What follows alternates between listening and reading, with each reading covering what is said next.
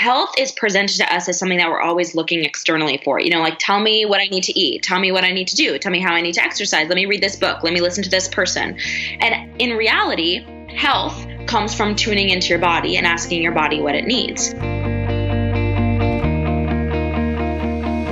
Welcome back to Seek the Joy podcast. Happy Seek the Joy Tuesday.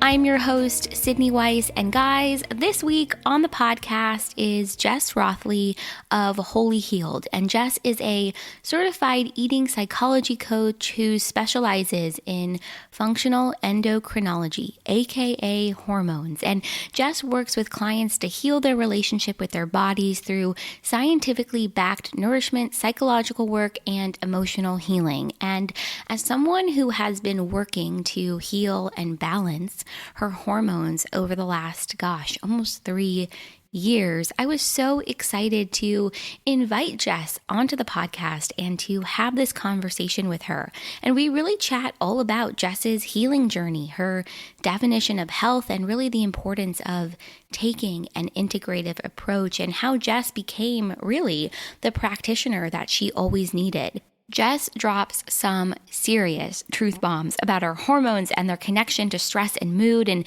how we can begin to support our overall hormone health. We also chat about embodiment, becoming more connected and in tune with our bodies, and why a processing practice is key to healing. Plus, Jess shares with us her pursuit of presence and its connection to purpose. We chat all things Taboo Tuesday and My Plate, My Business, and so much more.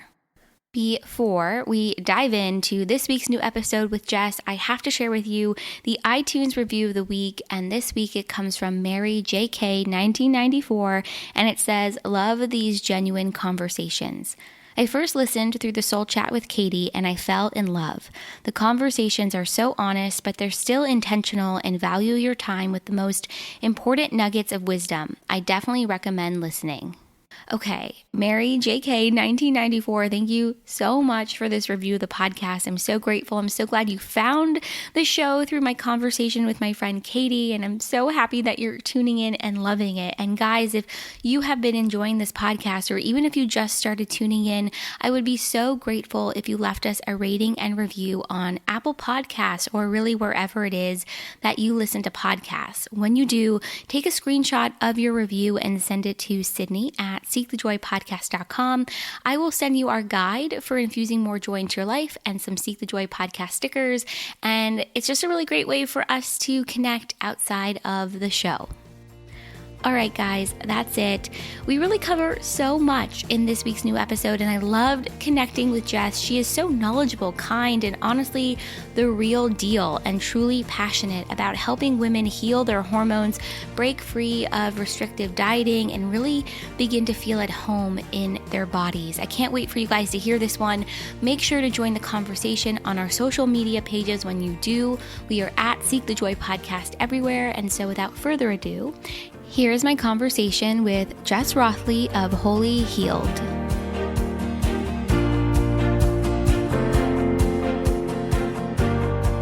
Hi, thank you for having me. So my name is Jess.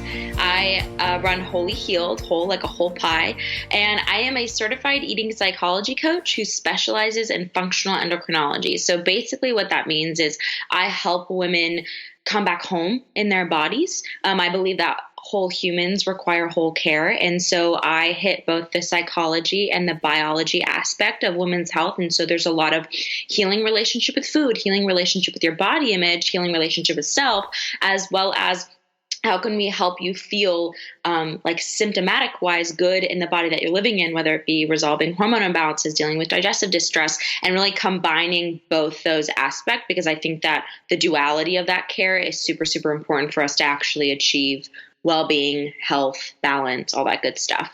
Yeah, healing is holistic, I think is the best way to put it. And I think it's really lovely to see how medicine today is beginning to really see that holistic aspect. And so how did this become your passion, fusing all of this together? Where did all of this get started? Yeah. So, well, I had an eating disorder when I was in high school. I grew up like a lot of other girls growing up thinking that there is one kind of, well, growing up thinking as a woman, as a girl, that Yeah. my job is to be beautiful. And there is all of these images and messages telling me every single day what that looks like. Yeah. And if my job is to be beautiful, I'm going to chase after what that looks like. And I spent my entire life thinking that I wasn't good enough chasing that. Right. And so I spiraled into a full blown eating disorder when I was in high school and early college. And it was actually through my recovery care from that, that I realized how segregated and how broken the women's health system really was. I was experiencing, anyone who's experienced this from chronic dieting or eating disorders knows that it doesn't just affect your mental health, but your physical health as well. So I was missing my period. I had a ton, like a slew of hormone imbalances. My thyroid was an issue, adrenals, digestion. And I was going to all of these different doctors who were like looking at that one part of my body, or I was going to psychiatrists who thought I was just depressed. So I needed to be on antidepressants. And then I was giving a birth control pill, and I was giving all these things to deal with these specific issues. And I just felt like they were missing it. Like they weren't even really looking at my entire case. And I was like, I have major self-esteem issues. I had an eating disorder. This has nothing to do with it. Why don't you go to this person for that? Right. It was like, they just weren't seeing me as a whole person. And that healing, my mind, the way I saw myself, my body image was actually going to impact my physical health and vice versa. So it was out of that need that I was like, this is necessary and we need more integrative care specifically for women that is versed in body image, that is versed in knowing that if you grow up as a woman in this society, chances are that you've chronically dieted. Chances are that you already are at a hormonal loss compared to women who don't have to struggle with that, right? Like there are so many nuances that we as women that grow up in this society have that just aren't necessarily being addressed in the modern medical system. Yeah. So I had my undergrad in neuropsych, and I went on to become certified as an eating psychology coach, and I worked under functional endocrinologists to get more of a hands-on training in women's hormones specifically. And so I kind of, did like a melting pot of education to pull from different fields, psychology, biology, right? So I could kind of come together and be the professional that I think that I wish really that I needed. Yeah. And I wanted to serve and become for other women that I know that if I needed it, there must have been hundreds of women that needed it. So yeah, I love that, because when I go to a doctor, and I'm sure this is an experience of anybody who's listening, they look at the symptoms, they look at what you're experiencing. But I've only met one doctor in my entire life, in my almost 28 years, that was willing to look at the whole picture, the integrated picture of who I was, what I was experiencing, my family history, my ancestral history, what I experienced 10 years ago. I mean, really looking at the whole picture. And I think that's missing. And so I love that that's something that you really focus on.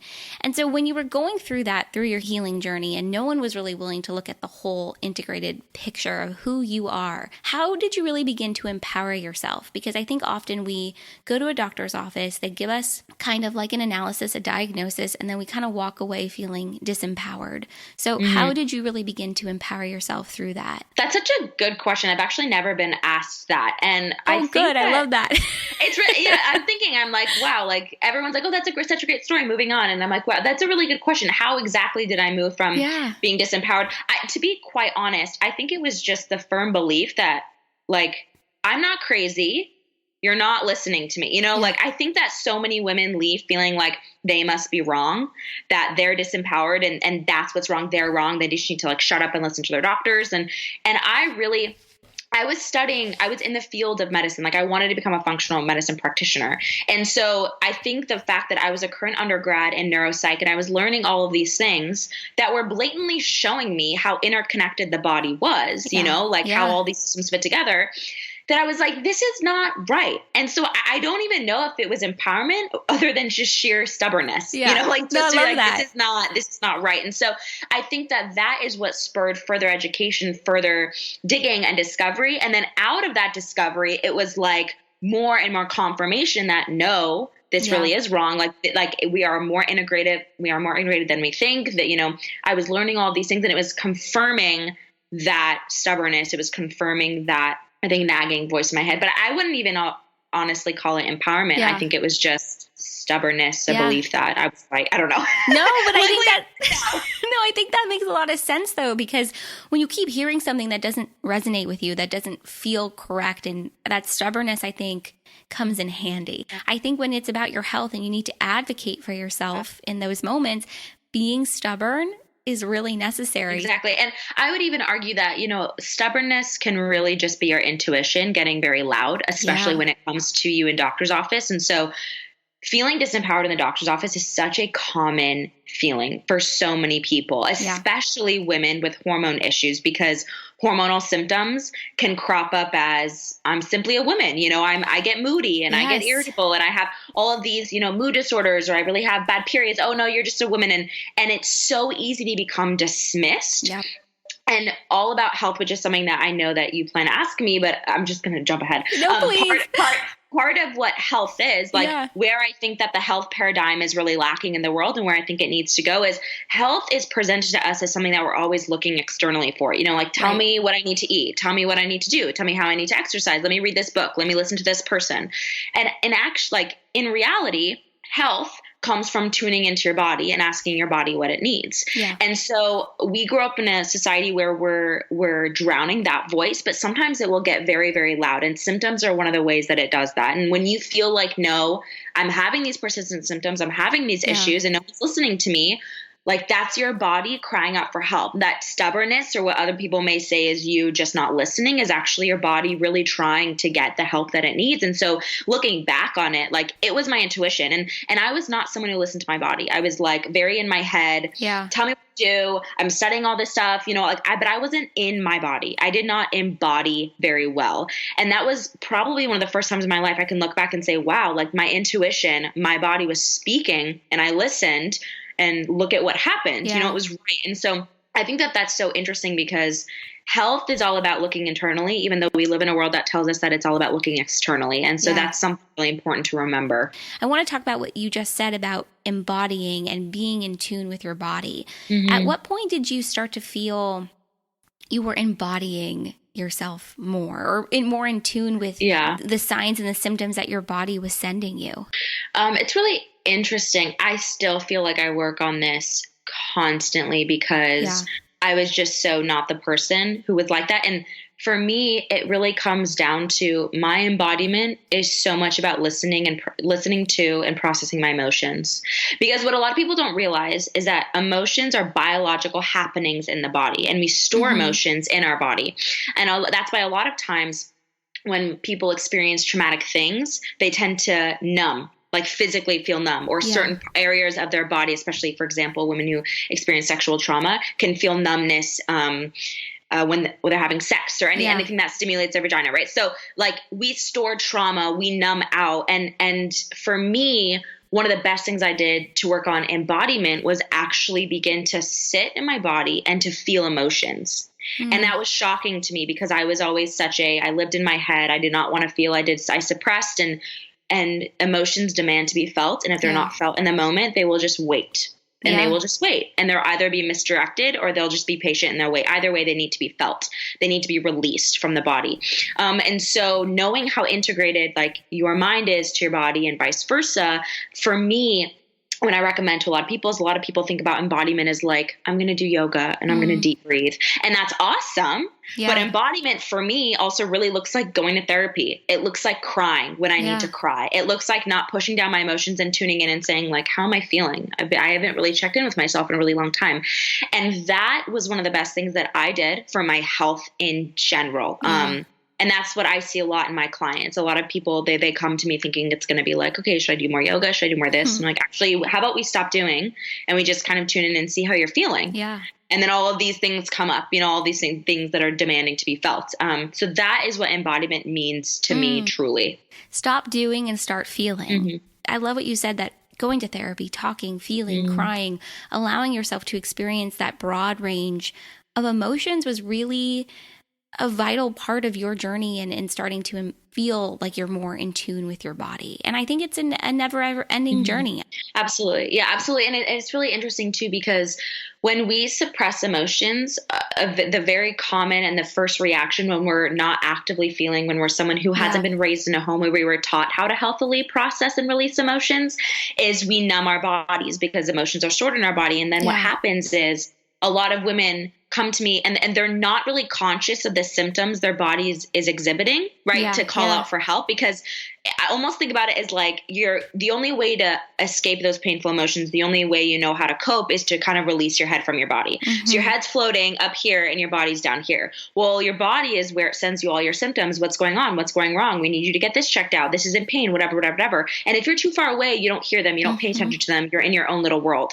And so bringing your head back into your body not only is helpful emotionally and mentally, but it literally helps you tune into that diagnostic process where you're able to say, okay, how is my health actually? Because if you're ignoring your body, if you're not tuning in, you don't know, no matter how many books you read, no matter what you're reading online, like you don't know. Yeah. You know? Yeah, that's so true too. And it goes back to what you were saying earlier about how real health, our health really needs to start by looking within as opposed to looking at the external and looking to others for answers. And this kind of is bringing me to something I wanted to ask you, which is about our inner dialogue, the way we speak to ourselves, our self-talk. It definitely plays a role in our health too, and how we feel and how we show up. And so what role has that inner dialogue, that self-talk played in your healing journey?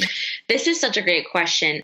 Something I love to talk about that isn't really talked a lot about is hormonally speaking.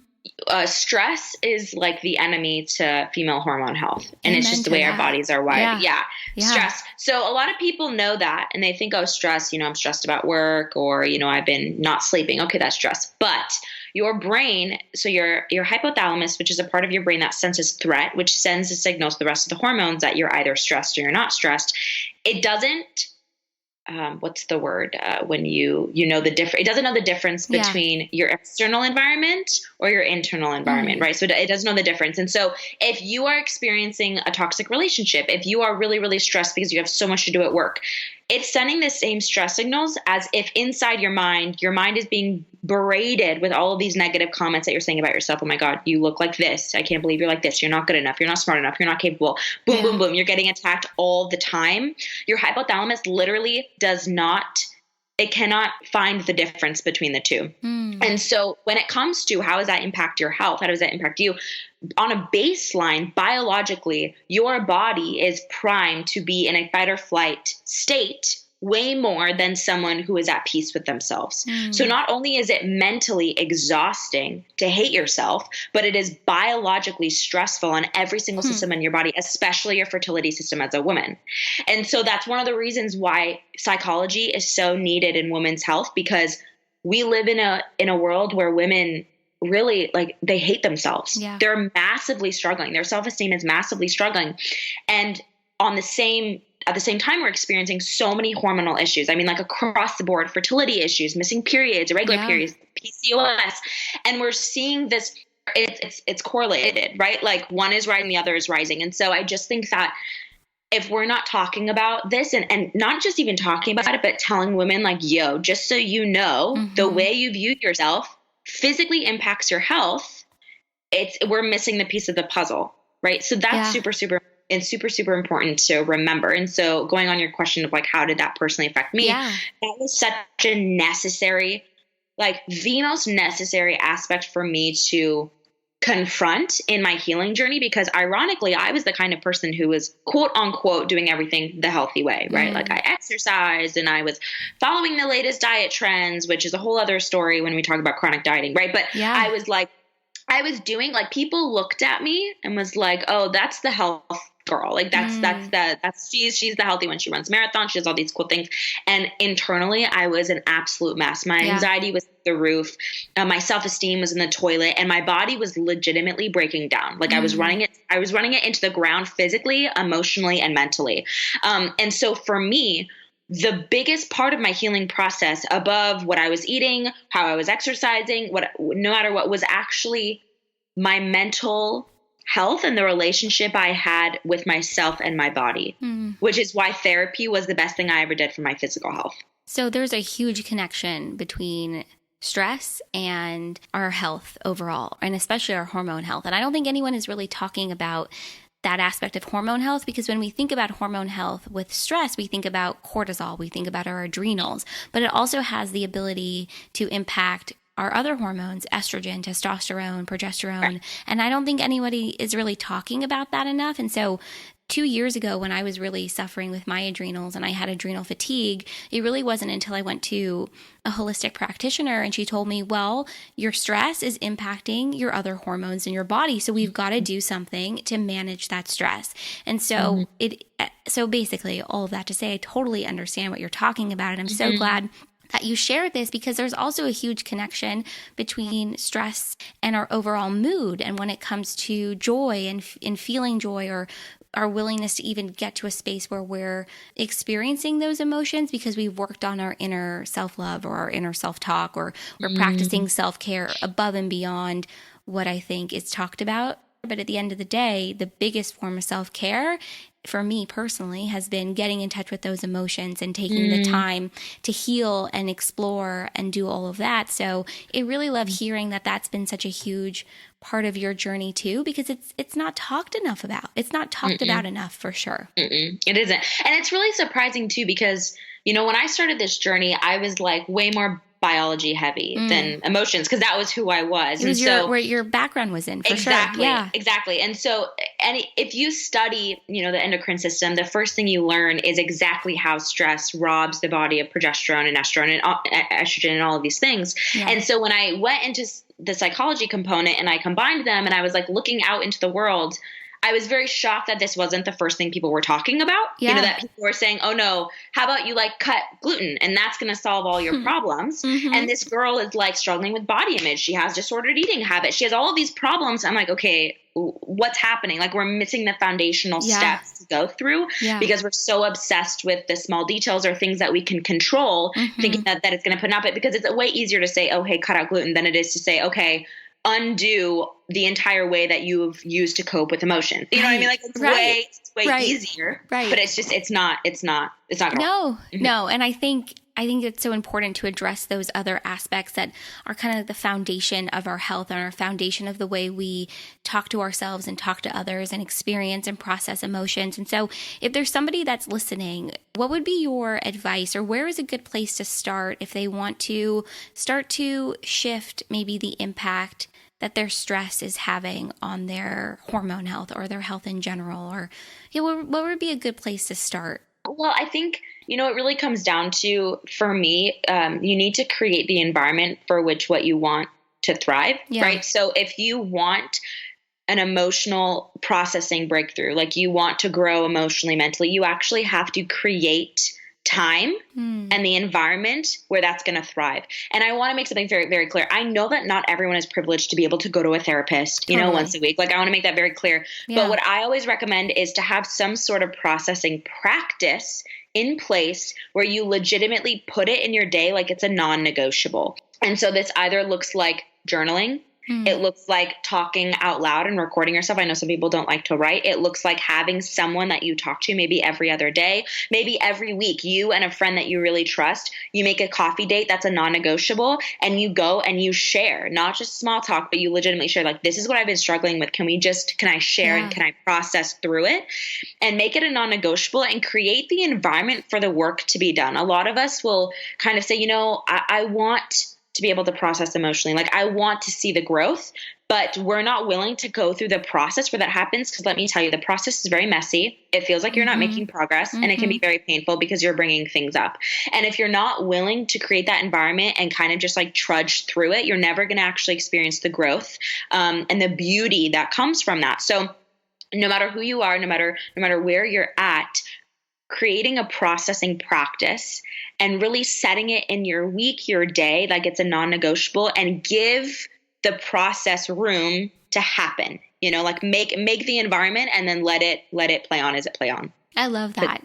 So putting a process in place, and I love that you said that it can really be anything, because often something that for me has felt sort of isolating or like not accessible is when someone says it has to look this way. And if you're not doing it this way, you're not going to be successful. And the truth is it can be any sort of processing process that feels good to you. And so I love just the variety of what you suggested. And I think, so from there, you know, once you're starting to manage that stress or having those open and honest dialogues and conversations about where you're at emotionally and physically, from there, at least in my experience, and tell me if it was this for you too, but from there you can really start to build upon your health and make changes outside of just the emotions or the foundation from there. And so when somebody works with you, you know, and you've gone through talking about the emotions and the impact on your stress and your hormones and food, what have you seen with people that you've worked with? What is it like? So that's a great question. One thing that's very surprising to a lot of people is how little we actually talk about food.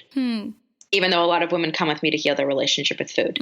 Because, and this is like the mantra of my work and my life that I just want to like yell from the rooftops. It is never about the food. Your relationship with food is never actually about that food.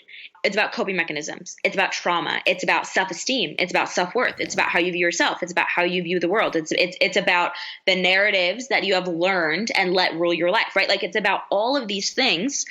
And we always end up digging into those things. So the first session we'll talk about, you know, normal or quote unquote what normal they expect. Like, I'm just learning more about them. You know, I really believe that I am really there to be a facilitator and also learning more about my clients to best serve them and be very nuanced in my approach. And so they do a lot of talking and I do a lot of listening and I do a lot of like putting pieces together that oftentimes they cannot see because they're so close up to it. You know what I'm saying? So I kind of step in from an outside perspective and they give me all the puzzle pieces and I'm like, oh, hey, like these two go together. I know you weren't able to see it because you're so close, but these two go together. Let's talk about that.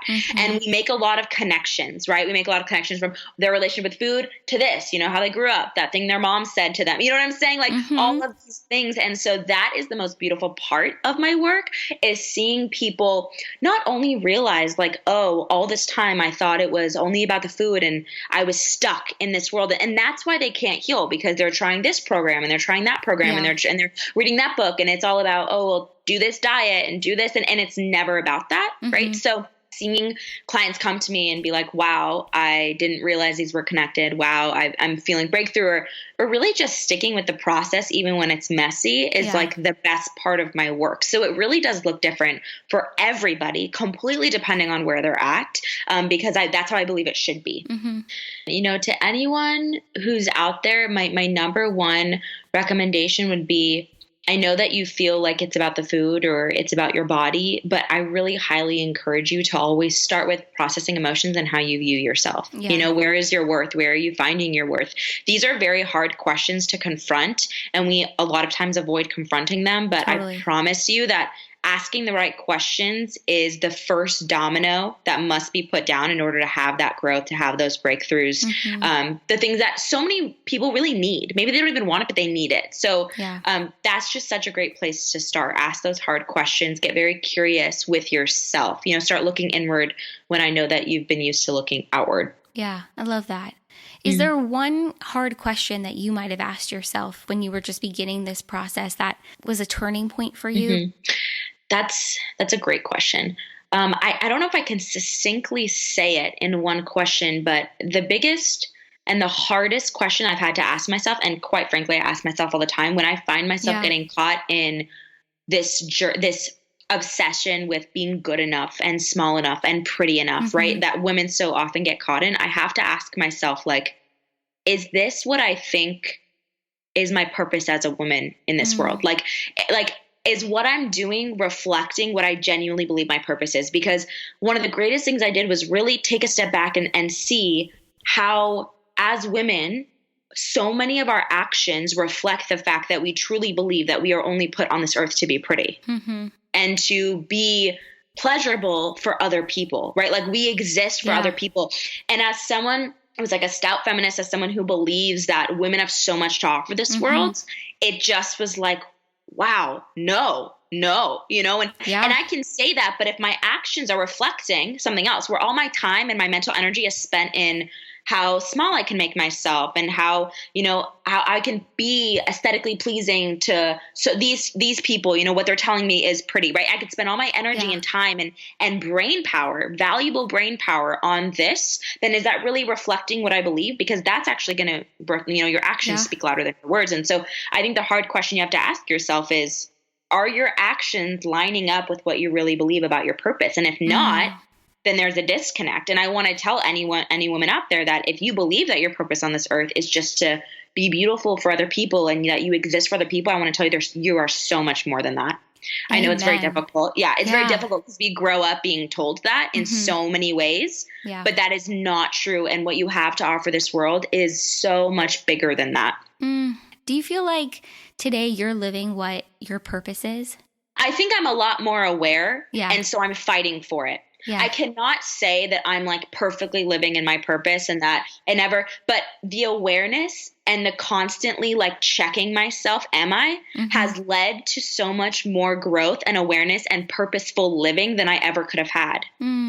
I love that. Yeah, it's a constant journey of checking back in with yourself because we can, you can have that moment of awareness and that light bulb. I certainly have had a couple of those in the last couple of years. And then you kind of find yourself, going down a different path and you've got to stop yourself again and bring yourself back to what really, I think, aligns with you and what you know or you feel that you're really here for. I love that. And you touched on really quickly there about that you are living more purposefully now than ever before. What does that look like? Are there things that you do to make sure that you're living intentionally or purposefully? Or what does that look like? One of the biggest ones was I started really enacting more presence in my life because I was someone who lived in another time period. I was very goal oriented. I lived in the future and happiness and life for me was in the next step. Always. It was just always ahead of me, just out of reach. So even when I was younger, it was like when I get older and I do all these things in high school, and then I was in high school and then it was college, then I graduated from college and it was like when my career. And even now I find myself, it's very easy to say, well, my business gets this big or I'm doing this, And living like that just robs you of life. You will look back on your life and you realize that you never were actually in it, right? You were never looking around. You were just like looking up and forward, and you were just not at all focused on the beauty of the things that were happening around you, your own process, anything. And so for me, presence is such a struggle all the time. It's all the time, but I fight. I'm fighting for it. And so purpose to me, a big part of it has been enacting presence, grounding, in the life that I have right now so I can be where I am. Serving who's around me. You know what I'm saying? I can show up in my business. I can show up with my husband. I can show up for my family. That has had a domino effect in bringing out purpose in so many areas of my life that I didn't think I would have it because I was so narrow-minded and I was only on this one track, happiness and accomplishment is when I'm here or there. And so purpose has really come out of this pursuit of presence that I think has been so healing for me. And it's something I want to be completely honest, I still battle with every single moment of every day. And really, I don't want to underestimate that. But it's there and I'm fighting. And that's really all that you can ask is that you're fighting. Yeah. It's so hard not to be in that space though, of always thinking about the next step or my life will look like this, or I'll enjoy this moment when this happens. And this kind of ties into everything we've talked about throughout this conversation, which is you really need to embody where you are right now in your body, in the moment, with the people around you, with yourself, whatever it might look like. Because I'm not going to be able to get this out of my head, what you just said. You'll end up living your life without actually being in it, without being part of your life. And so that pursuit of presence is real. And it's something I definitely struggle with too. Yeah. And one of the best ways to do it is actually learn how to be in your body physically. Your body is one of the most grounding things in the world when you're feeling and actually like feeling your sensations, your five senses, right? You're feeling, it's such a helpful grounding tool. Anyone with anxiety might know, using body scans or deep breathing, I have anxiety. And so I find that when my mind is racing and I feel like it's just off somewhere else, bringing myself back into my body is such a grounding presence. Yeah. And so that's one of the best practices to use if presence is something you struggle with. Like, practice being in your body. You can't not be present if you're fully living in your physical body. So true. So I have to ask you about joy in your life. What brings you the most joy? What does joy really look like for you? So a couple of things. So, I grew up in the faith, and joy to me really has come to be able to find joy and contentment in no matter what circumstance I have. Yeah. I think my joy used to be very dependent on my circumstances, whether I was where I wanted to be, whether my body looked like what I wanted it to look like, right? It was like this up and down thing. And this everlasting joy really, to me, comes from like knowing who I am, being grateful and knowing that no matter what, like, I am where I need to be. And that is just so comforting to me. So like, on a base level, that to me doesn't even necessarily look like happiness all the time. That this like happiness to me is like this really big flame that comes up sometimes and then just gets squashed out. And joy to me is like this everlasting, very small but steady flame that just like persists always. That's and beautiful. On the kind of less, I guess, heavy side, joy to me, really, I love being with my husband and my dog. His name is Kevin. Yeah. Well, my dog's name is Kevin. My husband's name is Max. Everyone's like confused because I have a cute I love that. I love that dog name. My dog's name is Kevin and my husband's name is Max, and just my boys, my family, they're like everything to me. So they bring me joy constantly every single day. I love that. What would your younger self think about what you're doing now? I think that she, part of me wants to say she'd be so proud, but I actually think that she would need me. Like, she would need the work that I'm doing. That just means everything to me, because I do it for, I do it for younger Jess and all the women. I see myself in so many of the women I work with, and I see on Instagram and my community, if you're out there listening, like, I see myself in you all the time. And I just think that she would need me. And that's a really cool thing. They say we create the things that we need. We create the things that we want to be part of. And I think that is so true, especially with what you're doing. And you touched on your community over at Holy Healed. And I love, so on Tuesdays, you have Taboo Tuesdays, which I love. And today is Tuesday. And I just finished, before we started talking, I was watching what you were talking about and I loved it.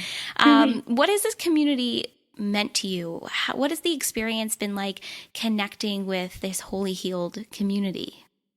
It's been really amazing. And you know what it's meant to be has been so much more than just my community. Yeah. Like, I know a lot of business owners, like, they kind of take ownership of the community that they have, but I show up every day just in my mind as like a part of the greater system at play to really work to empower women. Yeah. And so the community that shows up with me, to me, are like my teammates, because they are just as much a part of the work that's happening than I am. I just might have a bigger platform, or I just might have, I don't know, like, started an Instagram and they didn't want to, right. but I'm showing up with them. And so as my community grows and as we like exchange ideas and talk, and they're a part of my conversations and I'm a part of theirs, it just gets me so excited that like we're growing this team. You know what I'm saying? Like, I just like picture like all these women like joining the fight and joining the walk. And it's so exciting. And so the community to me has just meant like teamwork. That's amazing, because we're all in this together. And the more that we can share the information and the knowledge and our experiences, the more we can come together and really speak up on behalf of one another and advocate and bring more awareness to what we need and what we're experiencing. And so I mentioned Taboo Tuesdays, but for anybody that's listening who isn't aware, what is Taboo Tuesdays? Because I'm a fan, but I'm going to let you explain what it is. So Taboo Tuesdays is a series that I started on my Instagram almost a year ago now. Wow. And it's basically, I know, crazy. It's basically on Tuesdays, I cover taboo topics in women's health, diet culture, body image, like you name it, anything that has to do with women. And we've covered everything from like vaginal discharge to having sex with a negative body image. Like, we literally covered so many different things. And so I am very, very passionate about truth telling. I believe that shame festers in silence, and the only antidote to it is to bring it into the light and speak truth on it. Yeah. And so Taboo Tuesdays was really just a way to bring things that women hide about in shame, whether they don't want to talk to their doctor about it or they don't want to talk to their partner about it, whatever, and bring them into the light and say like, hey, let's talk about this. There's nothing to be ashamed of. Let's bring it out into the light. And it started so many conversations, DMs, people being a lot more open to talk about it in their communities, in their life. And it's been just incredible. It's like my favorite thing that I do. And I know for a fact it's my community's favorite thing that I do. It's such a beautiful example of truth, really expelling lies in society. It's really cool. I love it. So from there, is that where My Plate, My Business came from? Because you have these amazing shirts. Yes. So My Plate, My Business was originally just a Taboo Tuesday, and it was talking about food policing and how often we get, whether our mom was making comments about how much we were eating, when we were a kid, or judgmental looks,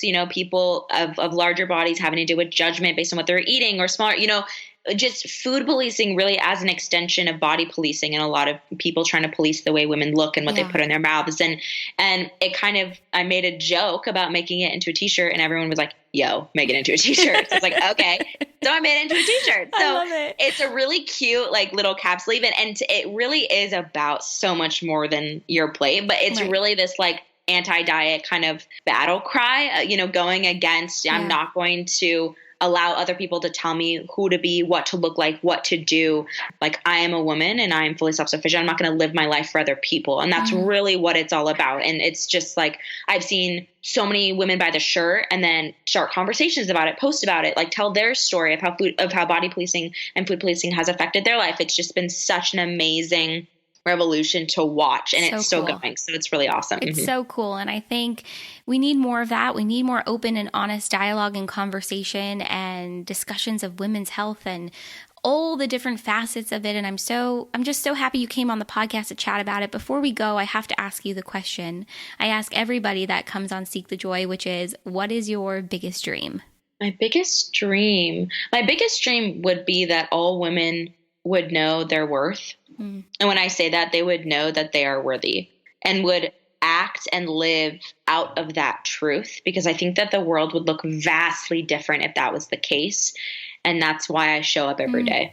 And we need you to keep showing up, and we need people to keep having these conversations. And Jess, thank you so much for coming on Seek the Joy podcast. Where can everybody find you and connect and start watching Taboo Tuesdays and learn more? Yeah, so you can find me on Instagram at Holy Healed, again, whole like a whole pie, Holy Healed, or holyhealed.com, where you can find the shirt and an entire blog where I go through women's health, everything in depth if you need any kind of information or education on that. So find me there, one of those two places. Perfect. Thank you. Yes, thank you for having me. I really learned so much from my conversation with Jess, and I've loved following her and following along on Instagram. And so the opportunity to chat with her about all things hormone health and embodiment and presence and purpose and everything in between was so much fun, and so grateful that she came on the show. So happy to be able to share this conversation with you guys. A couple of quick things before we go. I totally forgot to mention this last week, but on Thursday, I debuted the first new thing coming to Seek the Joy podcast in 2019, and it is called Joy Corner. It is a new interview-style blog series spotlighting inspiring souls, moments that bring you joy, products we love, and so much more. I really wanted to create a way to spotlight and feature more incredible people and the work that they're doing. And so this interview style blog series honestly felt like a no-brainer, and I'm so excited about it. We had 3 features go up on the site last week. Jocelyn Chanel of Nani Box, Yayemi Matias of Soul Dreamin' and Artistic Healers, and Anna Cecilia of Project Babe and I Am Wellness. And we have 2 new features going up this Thursday, and my hope is to have at least two features go up on the site every week. So I invite you to join our corner of the internet and share your joys and passions and inspirations and what lights you up.